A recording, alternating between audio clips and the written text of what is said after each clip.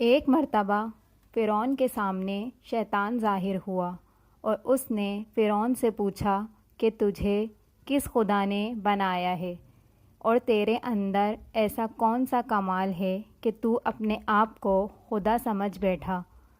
تو فرعون نے کہا، میرے پاس بہت بڑی طاقت ہے، میرے پاس سونا ہے، چاندی ہے، ہیرے جواہرات ہیں، اور میں بہت بڑے ملک کا مالک ہوں۔ شیطان نے پوچھا، اور کیا ہے تیرے پاس؟ چونکہ میرے پاس اندر ایک ایسی طاقت ہے جو تیرے پاس نہیں ہے۔ شیطان نے کہا، دکھاؤ۔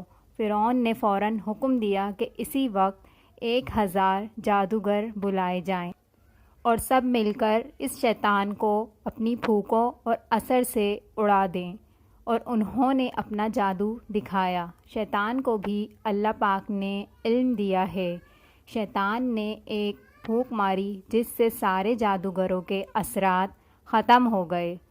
دوسری مرتبہ پھر 1000 جادوگروں نے اپنا جادو دکھایا۔ شیطان نے پھر ایک پھونک ماری اور جس سے اس کا اثر ختم ہو گیا۔ ان جادوگروں نے پھر ایک پھونک ماری اور شیطان ہنس لگا کہ اگر تم ایسے 1000 جادو اور بھی دکھاؤ گے تو بھی میرا کچھ بگڑنے والا نہیں ہے، سب ہوا میں تحلیل ہو جائے گا۔ اے فرعون، یاد رکھ، مجھے اللہ تعالیٰ نے ایسی چیز عطا فرمائی ہے، لیکن پھر بھی اللہ تعالیٰ نے مجھے اپنا محبوب نہیں بنایا، مجھے اپنا فرما بردار بندہ ماننے سے انکار کر دیا، اور تو خدا کا نافرمان ہے تو رب کیسے ہو سکتا ہے؟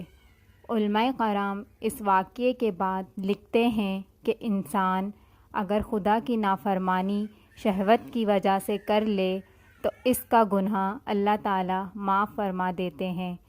نفسانی خواہش کی وجہ سے اگر گناہ سرزد ہو جائے اور انسان اپنے گناہوں سے توبہ کر لے تو اللہ تعالیٰ اسے معاف فرما دیتے ہیں، لیکن اگر کوئی تکبر اور غرور کی وجہ سے توبہ جیسی نعمت سے محروم ہو جاتا ہے، وہ ہمیشہ ذلیل و خوار رہتا ہے۔